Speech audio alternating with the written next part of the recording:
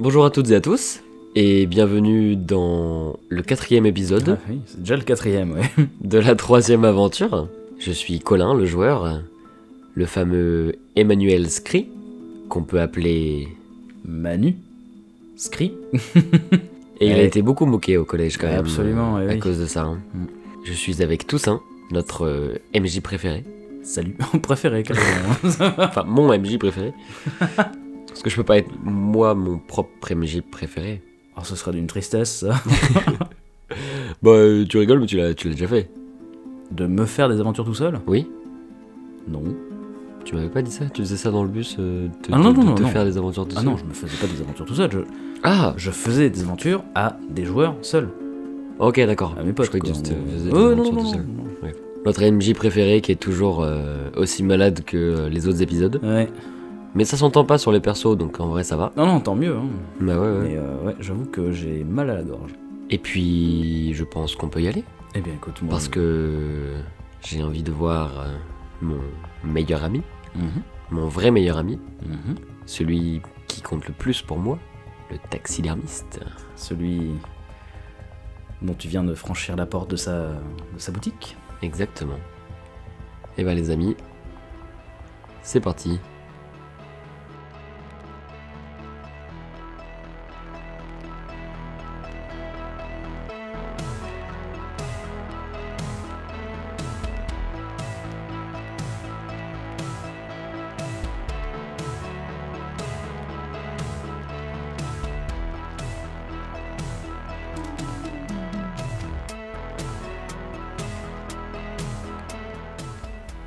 Tu pousses la porte du magasin de Mathieu, le taxidermiste, le carillon sonne.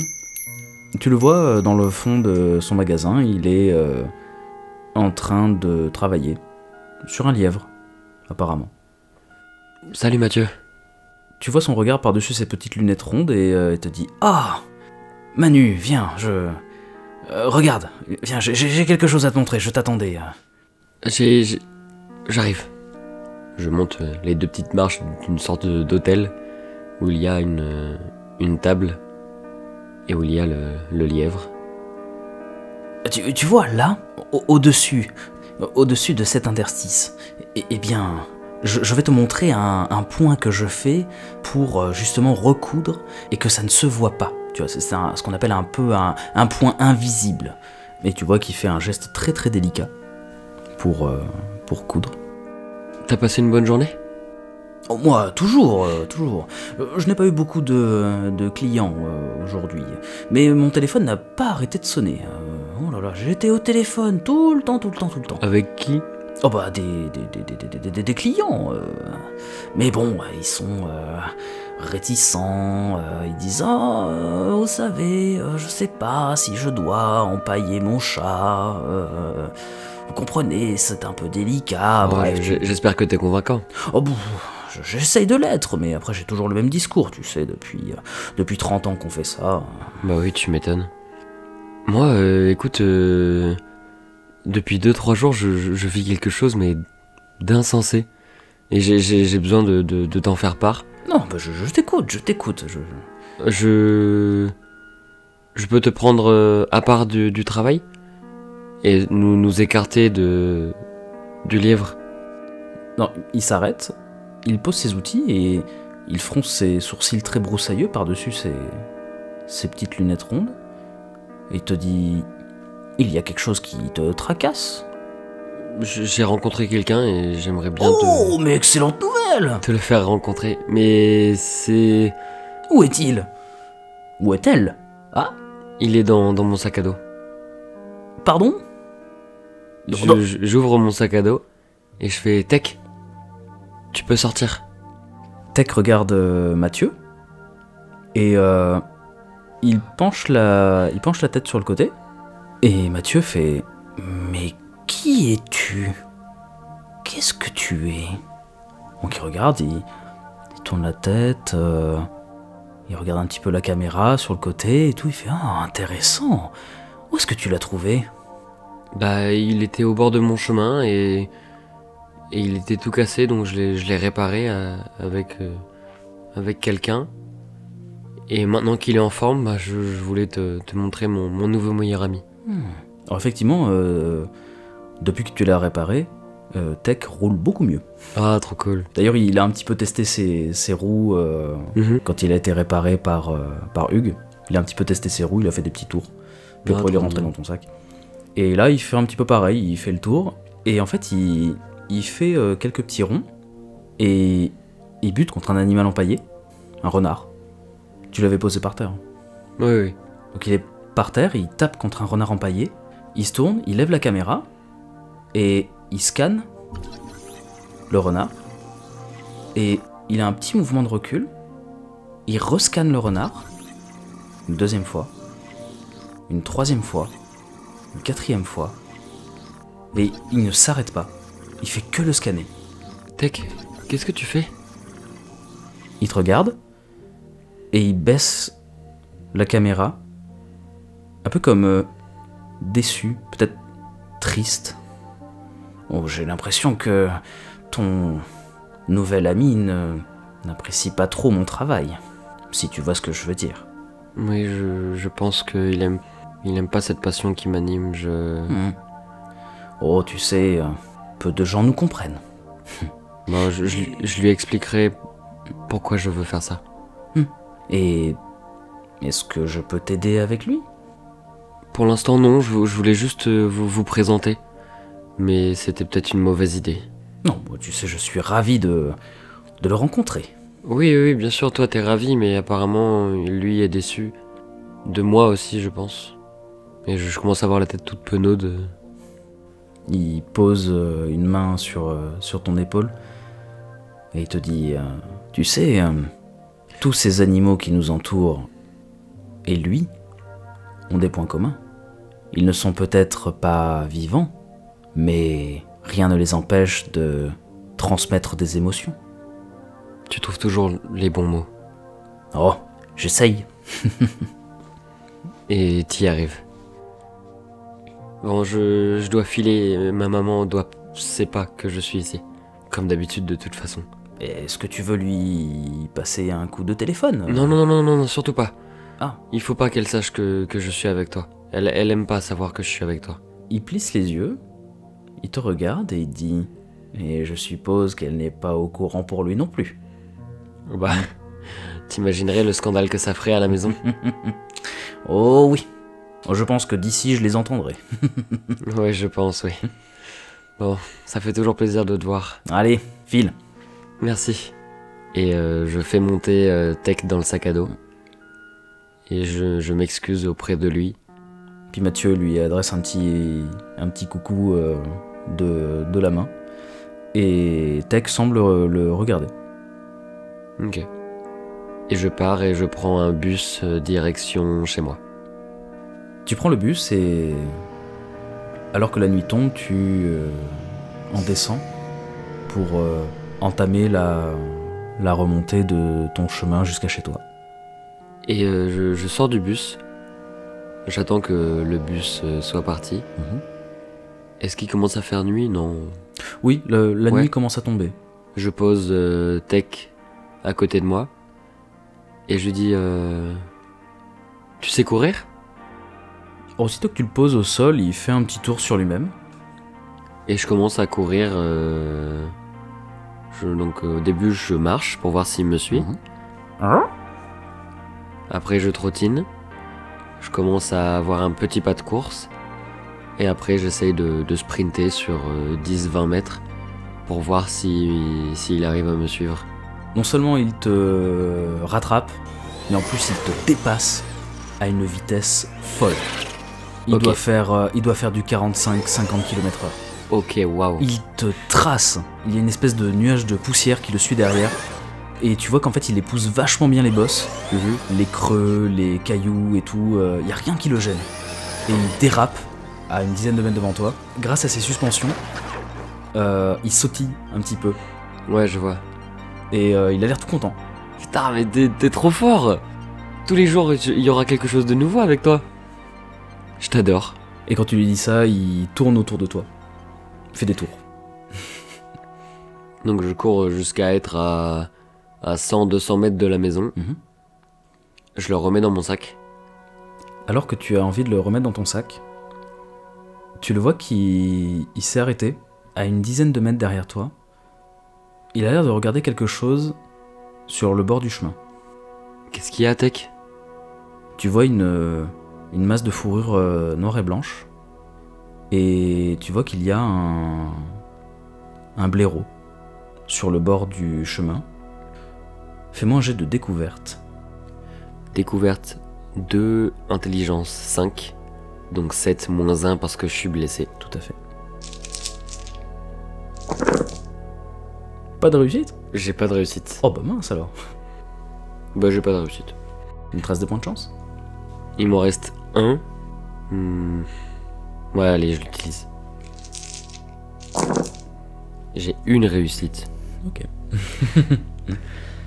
Tu vois que le blaireau respire. Il a l'air inconscient. Et tu remarques en fait sur le côté de la tête, il a une énorme balafre. Comme s'il s'était pris une voiture. Oh merde. Tech s'en rapproche, tout doucement, et il le scanne. Et tu assistes à une scène assez étrange. Il le scanne une première fois, il se rapproche de sa tête, et il le scanne juste au niveau de la largeur de la blessure. Un petit faisceau vert sort de sa caméra, touche la plaie, et en fait tout le long une cicatrisation.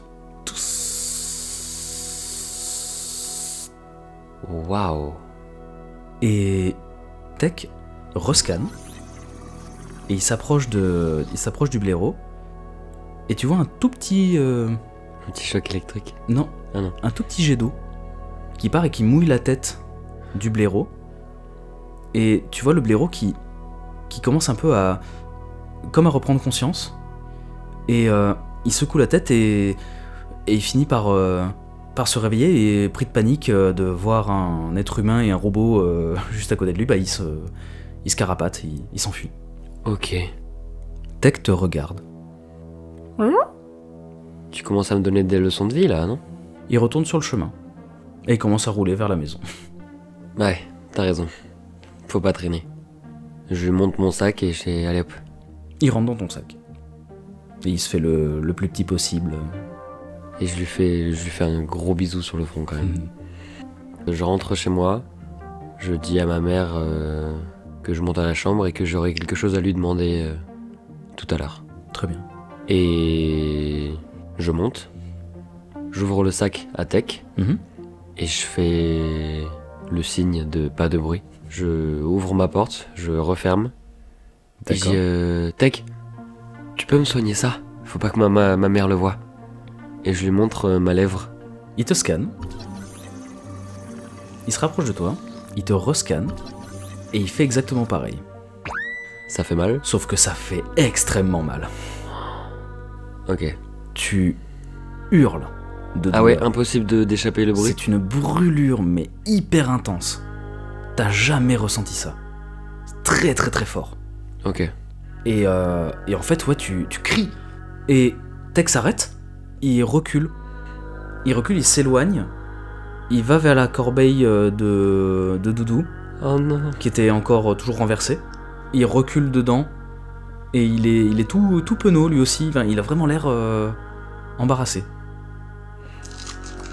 Je vais jeter un D6. Si je fais impair, je suis fâché contre lui et je pars voir ma mère. Et si je fais pair, je m'excuse auprès de lui. J'ai fait 2. Donc je vais le voir. Et je fais non mais Tech, t'as pas fait exprès, c'est pas de ta faute. Je voulais pas te faire peur. Fais-moi un jet de charisme, s'il te plaît. Donc charisme j'ai 0. Et cœur j'ai 2.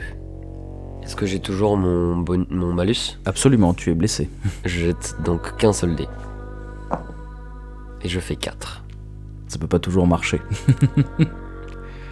Bien, tu t'approches, tu t'excuses, tu dis que c'est pas sa faute, tout ça, et en fait il continue de reculer dans la panière, et il finit par comme se mettre sur off. Eh ben Je sors de ma chambre et il y a une larme qui coule sur ma joue. Je suis triste de lui avoir fait de la peine et c'est vraiment quelqu'un que j'apprécie. Je descends voir ma mère. Je lui demande comment sa journée s'est passée. Elle me dit qu'elle n'a pas eu sa promotion.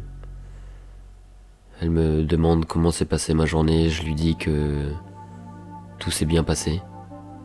Et elle remarque, malgré tout, que tu es blessé à la lèvre. Donc elle te demande comment tu t'es fait ça, si ça va, etc. Elle te soigne. Ok. Donc demain, tu perdras l'état blessé. Et je dis, maman, est-ce que tu pourrais me rendre un service, s'il te plaît? Oui, qu'est-ce qu'il y a? En fait, demain j'ai une sorte de rendez-vous avec quelqu'un et j'ai besoin que Charles m'accompagne. Et aujourd'hui j'ai pas eu l'occasion de le voir et je me demandais si tu pouvais appeler sa maman. Oui, bien sûr, sans problème. Tu veux que je l'appelle tout de suite? Ouais, je veux bien. En fait, j'ai besoin de lui pour que un copain batte le record d'un jeu à une borne d'arcade. Et vu que je sais qu'il est fort à ce jeu. Ah oui, ça c'est vrai qu'il est très fort. C'est vrai, c'est vrai. Puis comme je t'ai dit, avec lui en ce moment ça se passe pas très bien. Et je pense que ça pourrait... Vous rapprochez? Ouais, ça pourrait être une occasion de se rapprocher. Même peut-être de savoir pourquoi il veut s'éloigner de moi. Voilà, j'aimerais bien que tu me fasses ça pour moi, s'il te plaît, ma petite maman. Mais bien sûr, pas de souci. Eh bien écoute, je vais chercher le calepin et donc elle sort son petit annuaire où il y a écrit tous les numéros. Elle compose celui de la maison de Charles et elle passe l'appel. Elle raccroche et elle dit eh bien écoute, sa maman m'a dit que de toute façon Charles voulait passer la soirée à la borne d'arcade demain soir, donc ça tombe bien en fait. Bah ouais, carrément, trop bien. Bah merci beaucoup. Bah de rien. Du coup, elle te fait un bisou et vous passez la soirée comme d'habitude, vous passez le repas et tu finis par remonter dans ta chambre. Ouais. Et même scène que la veille au soir. Tech est toujours éteint? Non, il est monté sur le rebord de la fenêtre. Il regarde dehors. Fais-moi un jet de découverte. Je dois jeter 7 dés. Donc -1 pour le blessé, donc 6. Bah j'ai pas... Aucune réussite. Ok. Et j'ai pas de point de chance. Tu ne remarques rien de particulier. À quoi tu penses, Tech? Il regarde dehors, il a la caméra qui bouge de temps en temps, comme s'il admirait le paysage. La nuit commence à vraiment prendre place. J'allume mon Walkman et je me mets de la musique dans les oreilles. Et je suis dans mon lit. Je laisse Tech à la fenêtre. Je lui demande s'il veut bien prendre place dans le lit. Et s'il le fait, je ferme la fenêtre. Il le fait ou pas? Non. Il reste à la fenêtre. Il regarde toujours dehors, le noir de la nuit. Je me relève. Je prends ma montre et je bip ma montre. Tu appuies plusieurs fois sur ta montre et dans le noir, dans ta chambre, tu l'entends descendre de la fenêtre, monter dans ton lit et s'installer, sans autre bruit que ses roues. Ta lèvre te fait quand même vachement mal. Tu sais, Tech, je t'en veux pas, hein. Je m'en veux même plus à moi qu'à toi. T'es mon meilleur ami. J'ai pas envie de te faire du mal. Même si t'as peut-être un cœur de fer, je sais que tout ça peut t'atteindre. J'ai pas envie de te faire souffrir. Et je m'endors sur cette phrase. Si seulement tu pouvais parler. Et dans mes songes, je rêve que Tech est le même petit robot, mais avec qui je pourrais discuter. Et je suis heureux, il fait beau. Mike n'existe pas. La prof de français est super intéressante. Des songes assez heureux. Contrairement à ce que je vis, que ce soit au collège ou à la maison, je nie quand même beaucoup ce qui se passe autour de moi. Et Tech me fait beaucoup de bien. Le lendemain matin se passe à peu près comme les autres matins, même depuis que tu as Tech avec toi. Cela fait peu de temps, mais tu as comme déjà pris l'habitude, dans ton inconscient, tu te réveilles juste avant que le réveil ne sonne, et tu surveilles le passage de 6h59 à 7h du matin, et au moment où ça passe à 7h, clac, tu l'éteins, pour pas que ça le fasse paniquer. Tu te lèves, tu prends ton petit déjeuner, tu remontes dans ta chambre, tu prends ton sac, tu prends un sac avec toi. Je pense que avant de partir à l'école, je vais juste prendre un carton, découper au ciseau un trou, juste pour qu'il puisse voir. Et je mettrai tech dans le carton, je scotcherai le carton et je le prends avec moi. Si ma mère me pose des questions, je dis que c'est un projet d'école. Il y aura toujours la même réponse à toutes les questions. C'est un projet d'école, c'est secret, vous allez voir. En fait, elle te pose même pas la question. Elle te voit avec ton carton et elle te souhaite juste une bonne journée. Bonne journée maman. Et je pars à l'école. Tu arrives à l'école, tu déposes Tech dans son carton, dans ton casier. Le carton passe tout pile. Tu poursuis ta journée de cours. Et fais-moi un jet de découverte, s'il te plaît. Donc je peux effacer mon état de blessé? Oui, absolument. Let's go. Oh, tu vas choper un état dans pas longtemps, c'est certain. Tu te prends au moins un état par jour. Hein. Ouais, bah ouais. Tu m'as j'ai un jet de découverte. Donc 7. J'ai une réussite. Pendant un cours, tu remarques par la porte de la salle de classe, qui est vitrée, il y a du monde qui passe, mais il y a un truc qui t'interpelle, c'est que tu vois à un moment donné 2 hommes en costume noir, chemise blanche, cravate noire, lunettes de soleil, qui marchent dans les couloirs. Ok, bizarre. Très. Le reste de la matinée passe, et pendant le cours de physique, donc le prof est toujours sur son truc, ouais. Sur le loop, hein, il est toujours omnubilé par ça. Il dit vous vous rendez compte, à la télé, à la radio, on entend que ça. Enfin, on entend que ça, sauf que vous, vous regardez pas la télé, vous écoutez pas la radio, donc vous passez complètement à côté.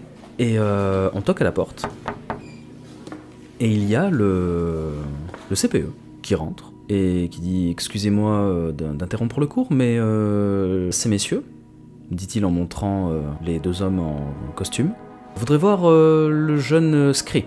Emmanuel, si vous voulez bien venir, s'il vous plaît. Je me lève et j'avance. Qu'est-ce qui se passe? Les 2 hommes ne répondent pas. J'ai aménagé une salle de classe pour que vous puissiez lui poser toutes les questions que vous avez, messieurs. Qu'est-ce qui se passe? Oh, rien de bien méchant, ces messieurs font partie de la Nova Corp. Ils auraient quelques questions à vous poser. C'est une affaire assez, exceptionnelle. Mais ne vous inquiétez pas, ils auront juste quelques questions. Mais j'ai rien fait, moi. Non, mais on ne dit pas que vous avez fait quelque chose. Les 2 hommes restent silencieux. Le CPE te laisse avec eux dans une salle de classe complètement vide, et il ferme la porte. L'un des hommes, la main ouverte, te montre une chaise. Je m'assois.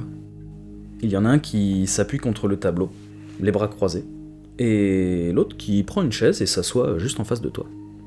Il ouvre sa veste, il sort un petit magnétophone, il le pose sur la table et déclenche l'enregistrement. Tu vois une petite cassette qui tourne. Sur le magnéto, il y a un très joli logo bleu avec écrit Nova Corp dessus. L'homme assis en face de toi enlève ses lunettes de soleil, les plie, les pose très délicatement sur la table. Comment tu t'appelles ? Je m'appelle Emmanuel Scree. Et vous ? Quel âge as-tu ? Je baisse la tête, je fais 12 ans. Emmanuel, est-ce que tu as vu quelque chose d'inhabituel récemment ? Non. Mis à part le professeur chez qui j'étais, qui est fou à cause de ce loop. Je vais reformuler la question. Est-ce que, en dehors de l'école, dans les alentours de chez toi, ou en ville, tu as vu quelque chose d'inhabituel ? Donc je sens que ça va mettre en danger... Enfin, je sais pas pourquoi, mais je sens que tout est lié avec Tech. Et je décide de mentir. Non, j'ai rien vu d'inhabituel. Est-ce que tu as eu des différends avec un certain Michael? Ouais, oui. Des différends de quel ordre? Il me menace, il me frappe, et c'est tout. Et je réponds jamais. Et tu ne réponds jamais. Il regarde son collègue, qui ne bronche pas. Si ça ne tenait qu'à nous, on mettrait ce petit con en maison de correction. Sauf que c'est lui qui nous a appelés. Enfin, indirectement. Il a tout d'abord parlé à ses parents. Ses parents ont contacté la police. Et nous avons le bras un peu plus long que la police. Nous avons intercepté une conversation entre son père et un agent de la police local. Une conversation qui évoquait un androïde de la TechBot.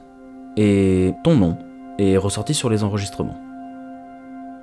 Est-ce que tu peux m'en dire plus? La TechBot? Je sais même pas de quoi vous me parlez. Encore un coup fourré où il veut me mettre pour... Il se penche vers toi en faisant grincer un peu la chaise. Il s'approche plus près, sans rien dire, te regardant droit dans les yeux.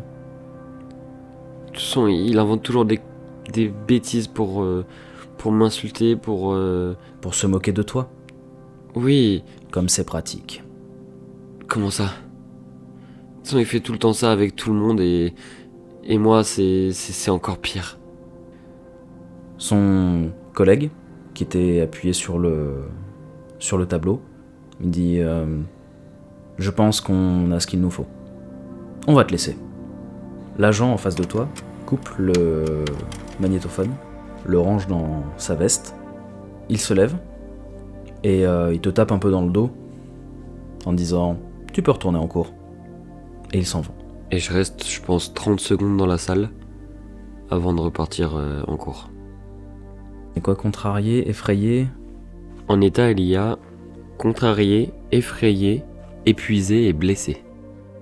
Fais-moi un jet de cœur pur. D'accord. En cœur, j'ai 2. Si tu fais une réussite, tu n'as pas d'état contraignant. Et je fais pas de réussite. Tu gagnes l'état donc effrayé. Que fais-tu?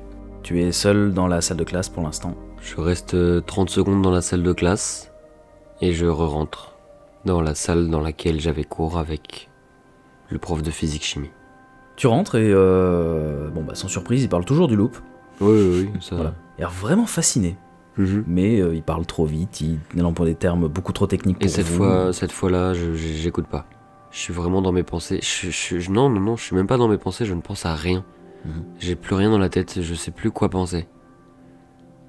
Et je suis une coquille vide en fait. Le reste de l'après-midi passe et la fin des cours sonne. Qu'est-ce que tu fais? Je récupère ma petite boîte en carton dans le casier. Je raconte un petit peu ma journée à Tech quand je sors de l'école.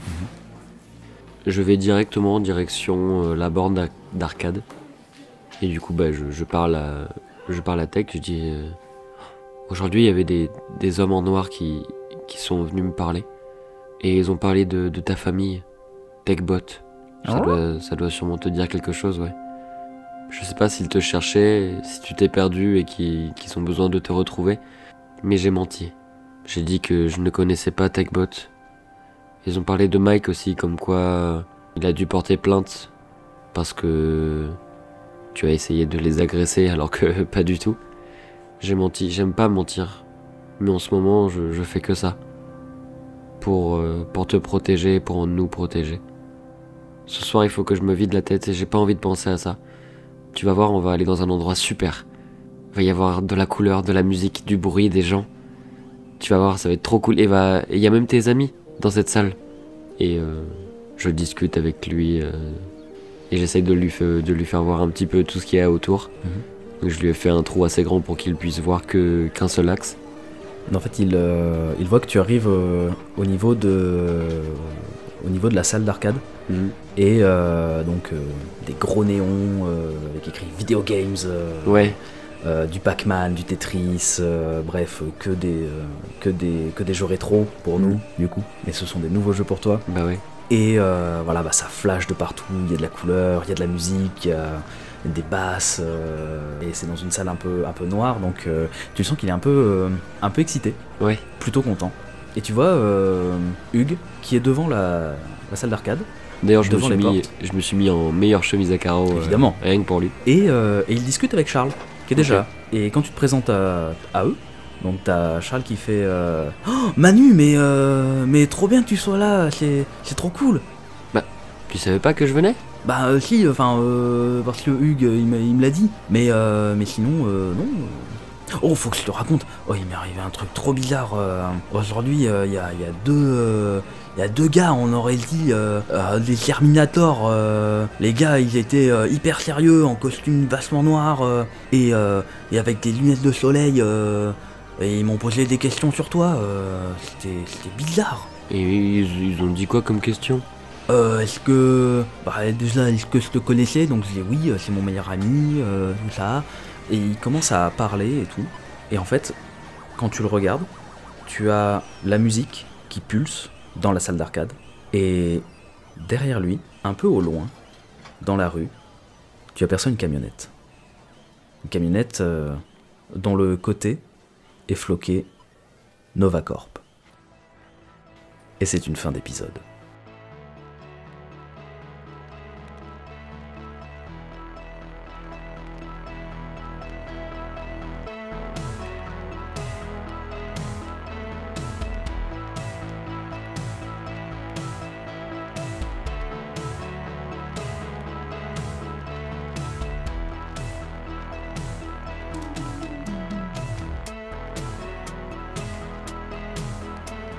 Putain, ils essayent de m'espionner via Charles, là, les petits bâtards. Obligé, il a un micro dans son col roulé à la con, là, putain. Je suis sûr que c'est ça. Alors, Ouais. est-ce que t'es toujours aussi serein? Bah non, pas du tout, non, ils vont m'enlever mon meilleur pote. Par contre, le fait que Charles dise « Ouais, c'est mon meilleur ami », au gars, bah ça m'a fait chaud au cœur, j'avoue. Ouais. Oui, parce que visiblement, t'es pas le seul à avoir été interrogé.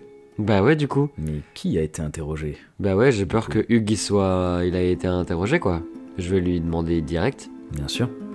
Mais ça, ce sera au prochain épisode. Mais ça, ce sera au prochain épisode. Oh là là, non, Eh oui. pas envie. Ah, ça pouvait pas être que fun, hein. Bah ouais, il y a là le problème. Ce serait cool un jeu de rôle où tout se passe bien. Où tout se passe bien, ouais, c'est avec aucune Intrigue. Aucune intrigue. Hein. Donc nul en fait. Ah, pas de rebondissement, c'est pas marrant. Bah ouais, c'est ça. Eh oui. Eh bien écoutez, les amis, nous on espère que ça vous a plu et que vous arrivez à suivre malgré tout, parce que on espère que c'est audible. Bah ouais. De toute façon, on espère que ça vous plaît, on espère que vous êtes toujours hypé et que ce changement d'ambiance d'une partie à l'autre vous plaît aussi. Parce que les deux premières aventures, c'est vrai qu'elles étaient plutôt sérieuses, mais là, bon, on se permet d'être un petit peu plus fun. Et, ouais, et on se lâche un peu aussi. Ouais, on est plus, on est moins prise de tête et on est plus, on est plus à l'aise du coup, forcément. ouais, Ça va avec, je pense. c'est ça. Donc carrément. Hein. Mon ressenti sur les règles de ce jeu de rôle, Tales from the Loop, c'est une super découverte, je trouve. Moi, je me régale. Ah mais moi aussi, hein. Moi j'adore. Tant mieux. C'est juste qu'on est un petit peu perdu par rapport aux compétences, aux états, etc. parce qu'on n'a pas l'habitude. Oui, on apprivoise les règles aussi. Ouais, mais dans 2-3 parties, ce sera bon, hein, on connaîtra tout à peu près par cœur. Mais franchement, moi j'aime beaucoup. Et je suis malheureusement très attaché à mon personnage et malheureusement très attaché à Tech. Et je sais que ça va mal se passer, du coup j'ai pas envie. Ta-ta-da. Eh bien, sur ce cliffhanger, on va vous laisser. On vous fait des bisous. Et on vous dit à la semaine. Bisous. À la semaine, bisous. À la semaine, bisous. À la semaine prochaine, bisous. À la semaine, bisous, prochaine.